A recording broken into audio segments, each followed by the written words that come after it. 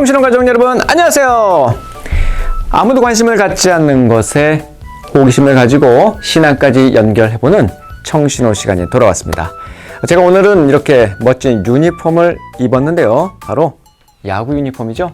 이 야구라는 단어는요, 이 들야자를 씁니다. 그리고 동그란 공, 들판에서 하는 공놀이, 바로 백구의 향연이라고 하지요.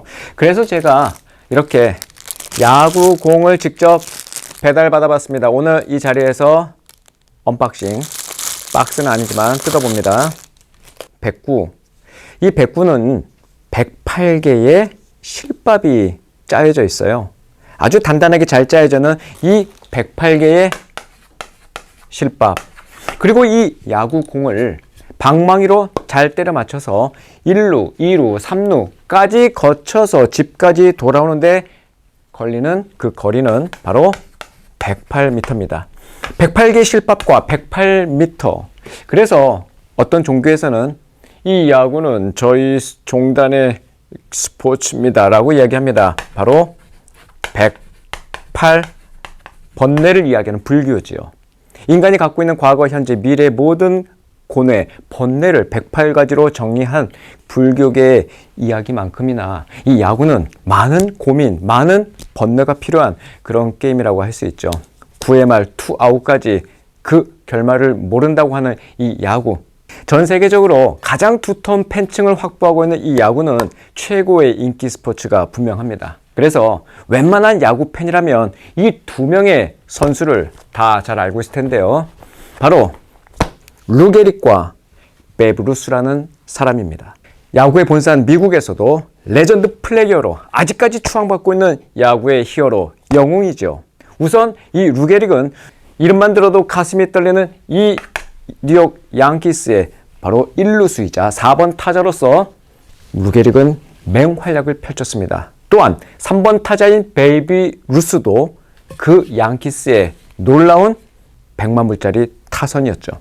루 게릭은 1925년 6월부터 1939년 4월까지 무려 2130게임의 연속 출전이라는 메이저리그 최고 기록을 세운 철인입니다. 1931년에는 한 시즌에 무려 184타점이라는 아메리칸 리그 신기록을 세웠고, 홈런 493개, 말루 홈런 23개, 종신 타격률 3할 4푼 1리, 최고 수훈 선수 표창 무려 2번, 1934년 메이저리그 3관왕 등의 진기록을 세운 사람이 바로 루 게릭입니다. 그런데 안타깝게도 그는 당시 희귀병인 근위축성 측색경화증이라는 불치병이 걸려요. 그 병이 나중에 루 게릭병으로 알려졌죠. 양키스 구단은 그의 공로를 기려서 그의 등번호 4번을 영구 결번합니다.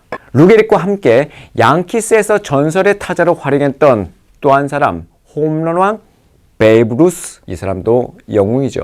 그는 사실 처음부터 잘 나가는 선수가 아니었습니다. 그는 당시 명문 구단이었던 보스턴 레드삭스, 빨간 양말이라는 뜻이죠.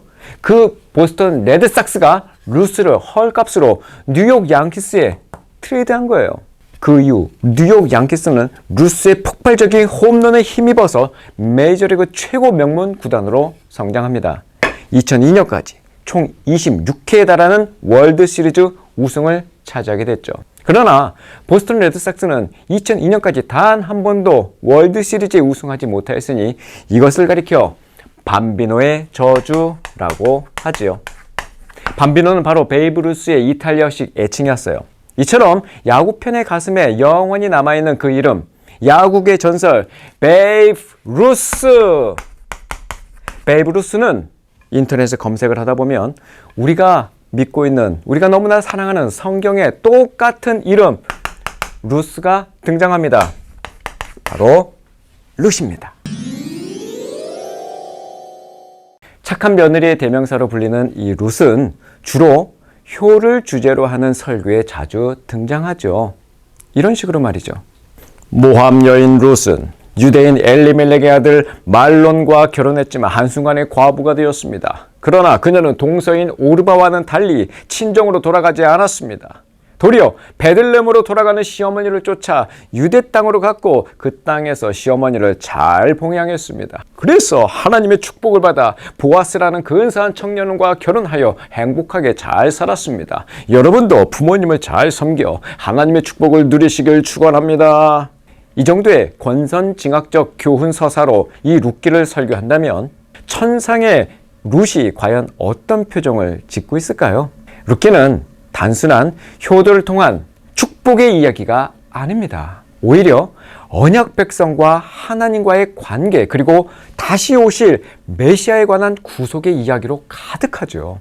룻이 살던 당시 이스라엘은 하나님 앞에 소망이 없고 절망적으로 기울어져 있던 바로 사사 시대였어요. 다시 말해 하나님의 왕이 아니라 각자 자기가 스스로의 왕이 되어서 자기 소견에 옳은 대로 행하던 그 사사 시대였단 말입니다. 한마디로 하나님이라는 절대적 기준은 사라지고 자기 자신이 삶의 기준이 되어서 자신의 힘으로 살았던 영적 암흑기가 바로 이 사사 시대였어요. 그래서 룻기에서는 시대적 상황과 맞물린 그 하나님의 심판이 책 곳곳에 묘사되어 있습니다. 첫 번째는 흉년이에요. 흉년, 전형적인 언약적 심판의 모습입니다. 떡집이라는 이름의 땅인 베들레헴.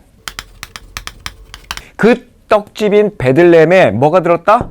흉년이 든 거예요. 말이 안 되는 거죠. 이것이 바로 심판의 서막입니다. 고향을 떠나서 모압 땅으로 이주합니다. 나오미 가족의 모습 또한 약속의 땅을 떠날 수밖에 없는 심판의 모습이에요. 역사적으로 이스라엘이 땅을 빼앗기고 포로로 끌려가는 것은 심판하시는 하나님의 섭리였습니다. 뿐만 아니라 시어머니 나오미와 두 며느리 오르바와 룻이 모두 과부가 되어버린 거죠. 이 남편인 하나님을 상실한 그 과부의 모습은 바로 하나님을 잃어버린 이스라엘을 모형하고 있는 것이죠. 룻기의 마지막이 상당히 이상하게 끝나는 것도 우리가 주목해야 합니다. 옛날 동화책 같은 구성을 취하지 않아요. 이를테면 이런 것이죠. 우리는 소설을 구성할 때 기, 승, 전, 그리고 뭘로 끝나죠? 결이 아니라 이 룻기는 족보로 끝나요. 기승전 족보.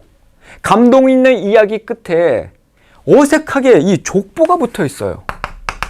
이 족보는 도대체 무슨 의미일까요? 그것도 아브라함으로 시작되는 족보가 아니라 베레스로 시작합니다. 베레스는 시아버지 유다와 며느리인 다말 사이에서 태어난 사람이 바로 베레스였어요. 어떻게 보면 페륜의 결실입니다. 그가 바로 이 족보의 시작이에요. 이 족보는 결국 다윗으로 이어지고 결국 예수 그리스도까지 연결됩니다. 이 족보에 보면 다말이 나오죠. 다말은 누구였다고요? 시아버지와 관계를 가진 페륜의 상징이에요. 또 누가 나와요? 우리 지난 시간에 봤잖아요. 여리고의 창녀였던 누구? 라합. 또 누가 나와요? 다윗의 불륜녀 밧세바가 나와요. 그리고 오늘 주인공 룻이 나와요. 다말, 라합, 밧세바, 룻 한결같이 하나같이 제대로 된 인생이 없어요. 이런 이력서를 가진 사람들이 이 족보를 통해서 한 분이 태어나십니다. 이분은 짐승의 여물통으로 오셨어요. 우리 예수님이죠. 더 이상 내려갈 곳이 없는 가장 낮고 천한 곳으로 오셔서 우리의 연약한 처지를 다 느껴보신 그분. 이 족보는 소위 말해서 너무너무 민망한 족보예요. 룻기는 시종일관 사사시대가 어떻게 끝나는가를 보여주고 있어요. 그래서 룻기의 시작이 지금은 사사시대라고 말했다가 이제는 다윗의 계보다 라고 끝납니다. 제 소견에 옳은 대로 행하는 사사시대가 어떻게 끝났어요? 바로 보아스의 구속행위로 끝나지요. 보아스. 마치 신데렐라의 왕자님처럼 보아스가 딱 등장합니다. 어찌 보면 룻기가 아니라 보아스기라고 할 만큼 룻기의 진짜 주인공은 보아스예요. 당시 이스라엘에는 고엘 제도가 있었어요. 고엘. 이 고엘 제도가 뭐냐면 자식 없이 형제가 죽을 경우에 계대 결혼을 통해서 그 공동체를 존속하기 위한 좋은 전통이죠. 일종의 공동체 구성원들의 생명과 재산과 가문을 지켜주기 위한 긍휼 시스템이 바로 이 고엘 제도예요. 그런데 마침내 공동체의 그 규율에 따라 보아스가 그 남겨진 미망인과 결혼하여 기업을 잇게 되었는데 그것이 바로 룻인 거죠. 고엘은 무르다라는 뜻이에요. 그것은 다시 찾아온다라는 뜻이고 그것은 바로 리디머, 구원자라는 뜻이에요. 하나님이 이스라엘을 향하여 너는 두려워하지 말라. 내가 너를 구속하였고 내가 너를 지명하여 불렀나니 너는 내 것이라 라고 말씀하신 것처럼 그 구속이 바로 고엘이에요. 또한 고엘은 어미새의 날개와 관련이 깊어요. 룻이 보아스에게 말한 당신의 옷자락과 보아스가 말한 여호와의 날개가 같은 의미예요. 히브리어로 카나프라고 해요. 옷자락과 날개는 주의 보호하심을 뜻하는 말이죠. 룻이 예수 그리스도로 모형되는 이 보아스의 날개로 들어간다는 것은 고엘이신 주님께 자신을 완전히 의탁하는 행위라고 볼 수 있는 거죠. 고엘을 말하는 룻을 효녀 심청이 자리에 올려놓았던 그동안의 잘못된 것을 이제는 반복해서는 안 되겠어요. 성경은 그렇게 얄팍한 도덕책 교훈이나 신변 잡기로 채워진 책이 아닙니다. 풍성하신 주의 은혜와 그리스도의 구속이라는 빛나는 보석으로 가득 찬 하나님의 말씀이기 때문이에요. 룻기를 다시 봅시다. 우리를 위하여 대신 십자가를 져주신 예수님의 십자가 사건을 발견합시다. 구속하신 주 예수님이 그 고엘 행위에 믿음으로 의탁할 때 우리는 이 저주의 사사시대를 탈출할 수 있기 때문입니다. 모압이라는 이방 땅에서 태어났지만 한 남자의 은혜의 날개에 감싸인 룻은 훗날 메시아가 태어나는 베들레헴에서 완전한 사랑을 누리게 되었어요. 우리 하나님과 구주 예수 그리스도의 의로 인해 보배로운 믿음의 길을 걷게 된 것이죠. 베이브 루스를 검색하다가 베들레헴의 룻을 탐색하게 되었어요. 그러다 보니 자연스럽게 구원의 루트를 사색하게 되었네요. 일종의 루틴을 모색하게 됩니다. 은혜 아니면 한 발짝도 뗄 수 없는 연약함을 고백한 채로 말이죠. 청신호 가족 여러분, 다음에 만나요.